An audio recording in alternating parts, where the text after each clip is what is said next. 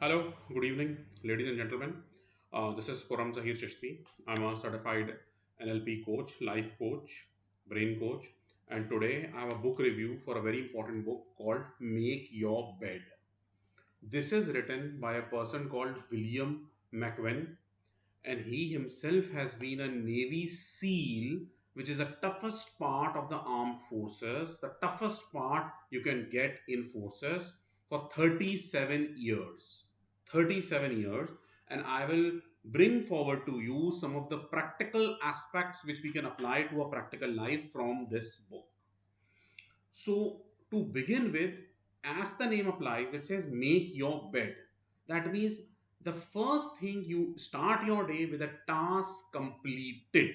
And the easiest thing to do is to make the bed that you're sleeping on. Remove the wrinkles, put your bed sheet in order, put your pillow in order. And it is the same perfect condition that the very fact that your bed is in the same perfect condition which you go as you went into it is a simple act of lifting you to start your day. Another important aspect he points out is that of teamwork. You cannot do various tasks in the world alone, be it professional, personal, spiritual, anything. You need some form of a guidance, some form of a mentor, some form of a help, some form of a partner, be it a gym partner or a spiritual guru or a life coach or a your spouse telling you. So he emphasizes the need for support network and teamwork. He has a major accident and then he was bedridden, and how he tells how the nurse says his wife helped him and made him recover his potential. And you don't know how little people, it does not matter, it should be your person helping you at work, it could be your probably your driver who's helping you, or your office boy who brings tea to you. They are all people who are part of a support network. Only size of your heart matters. If you want to judge people, don't judge them by their achievement, by their abilities. It is how good of an individual they are. He recalls a time when one of his supervisors, who was himself a Navy SEAL, ridiculed a short guy who was just 5 feet 2 inches. He will not, he's good for nothing, he cannot make to the Navy SEAL, and then he whispered something in his ear. Later on, that short guy qualified as a Navy SEAL, and then he recalled that that supervisor told him, "Prove me wrong, prove the supervisor wrong," and he proved him wrong. And hence, he took that insult with an open heart. Okay, fine, he has told me, let me see how I can prove him wrong. He did not react, he responded, he took his time and proved himself wrong. His fourth lesson is life is not fair. He recalls a time when he had to be what's called a sugar cookie, wherein these Navy SEALs, as part of their trainings, if they miss a target, as a punishment, they're supposed to roll in sand and keep themselves covered in sand all over their body for the whole day. It's very embarrassing, very annoying, very difficult. It tests their patience, it tests their determinations. But hence, he clearly says can never blame any outside force in your life.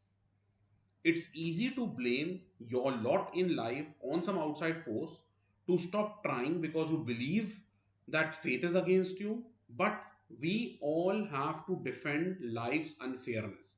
Like Helen Keller, Nelson Mandela, Stephen Hawking, and so many people you may have known. And even one of his friends, Monk Martin, who was paralyzed due to some accident, cycle accident, and he had to live his life otherwise, and he became a painter and became expert at that art. Don't complain, don't blame your misfortune, stand tall and look to the future and drive on. I'll repeat, don't complain, don't blame on your misfortunes, on your family, on your past life, on your pedigree. Stand tall and drive on. Failure makes us stronger. Don't be scared of the circus, as it is the toughest times that brings the best to us. The circus, as in the Navy SEAL training, is a 2 hour of additional workouts with non-stop push-ups, pull-ups which you have to do in case you miss your target. You are ridiculed, you are given hard tasks by your by our SEAL combat veterans. And but however, he took it on the learning curve. He became stronger, used it to make himself better, and they eventually won one of the swimming races. Thus, life, you will have your own set of circus, and you have to enjoy being in the circus. Once you enjoy it, you start taking it positively, take it on the learning curve, and come out stronger and better. Difficulties in life will be there, circuses in life will be there, but if you persevere, stay stay strong, you let those failures teach you important lessons and strengthen you, and hence you are able to handle the toughest moments of life. Use failures as motivations for you to outperform everyone. I'll repeat a quotation from his book, which is very important and one of the great takeaways. I sometimes fell short of being the best, but I never fell short of giving my best. I'll repeat. I sometimes fell short of being the best, but never fell short of giving my best. And then he continues to say, if you want to change the world, slide down the obstacles head first. Don't get scared. Tackle the most difficult thing first. The put in a different way, there's another author, he says, eat that frog. Attack the most difficult task first, because the more you keep postponing, the more it becomes a Frankenstein and the more difficult it is for you to do it mentally and even physically. So life is a struggle and potential for failure is ever present, always present. But those who fear failure or hardships or embarrassment will never achieve their potential. Hence, if you want to achieve your potential, come to the edge of your comfort zone, which is face your fears, face the obstacles, face the embarrassment. Rise to the occasion. In the darkest moments that you have, that is the time when you have to give your best. Everyone can give their best at the best of times, at the easiest of times. But it is in the darkest of times, the most toughest situations, when you have to stay steadfast and give your best. One of the trainings which he speaks about is that being a Navy SEAL, he has to go under a ship, and it was so dark he couldn't even see his own body. And there was no light, hardly any light. The one they were given, he could not even open them. So, in that situation, he had to struggle and survive. Coming to his next point, next lesson: stand up against the bullies. Now, bullies are not always those people who who sort of hurt you, who kick you. It's not always those. It's the various situations in life. He was once swimming in the dark night and he has sharks all over him. But instead of mentally telling himself that the shark will eat him, he said, "No. If they come, I'm mentally prepared to tackle them. I'm mentally prepared to get out of the situation." And hence, having the framework, strong mind framework, is very important.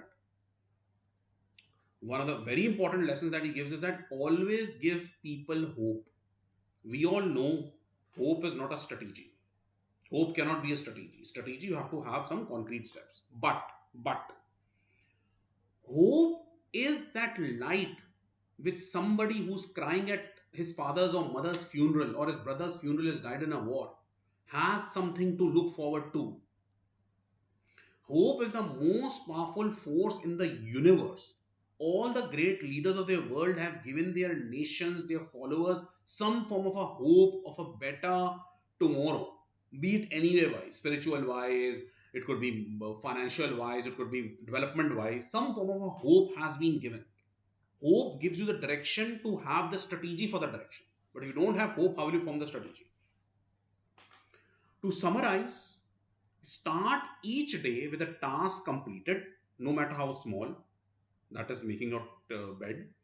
Find someone of help to you and also help others. Respect everyone. Know that life is not fair and you will fail often.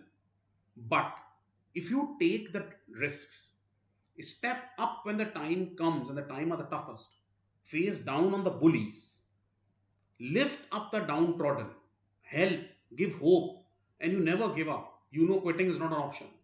life would be a great fun. So thank you. Another, I highly recommend Make Your Bed by another Admiral William, who was a former Navy SEAL, and highly recommended. Thank you. Thank you.